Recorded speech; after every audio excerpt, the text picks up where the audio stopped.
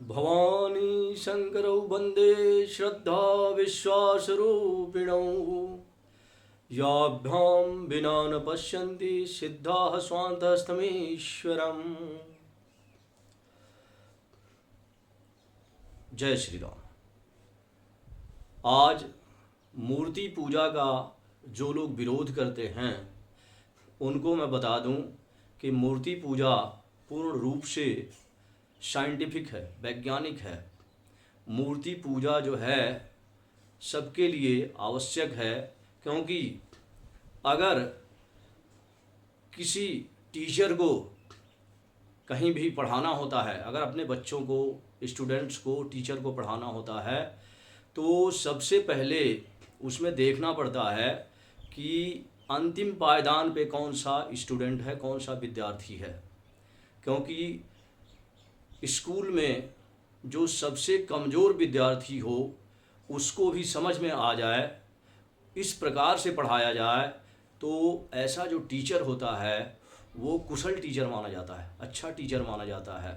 अर्थात मूर्ति पूजा जो है, जिस प्रकार से हम किसी भाषा का ज्ञान करते हैं, जैसे अंग्रेजी का ज्ञान करने के लिए सबसे पहली सीढ़ी ABCD हमें जो है उसका ज्ञान होना चाहिए, या हिंदी पढ़ने के लिए क ख ग, ये सारी चीज़ें हमें ज्ञात होनी चाहिए।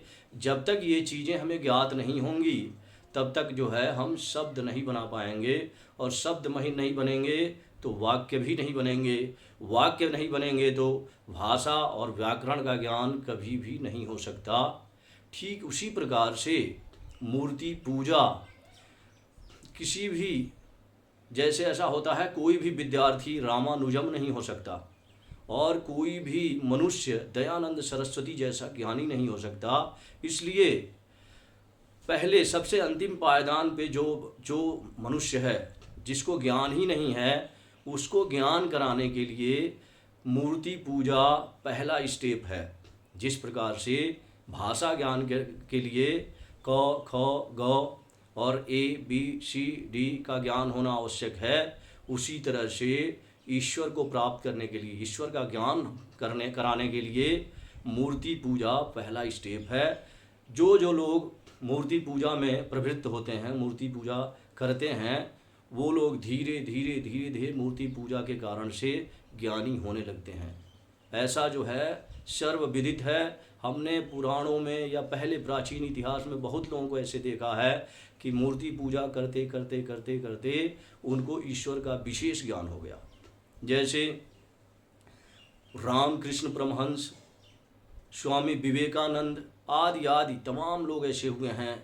एकलव्य ने भाव से अपने गुरु की मूर्ति बना के और धनुर्विद्या सीखी, तो धनुर्विद्या में उसने अर्जुन को भी मात दे दिया।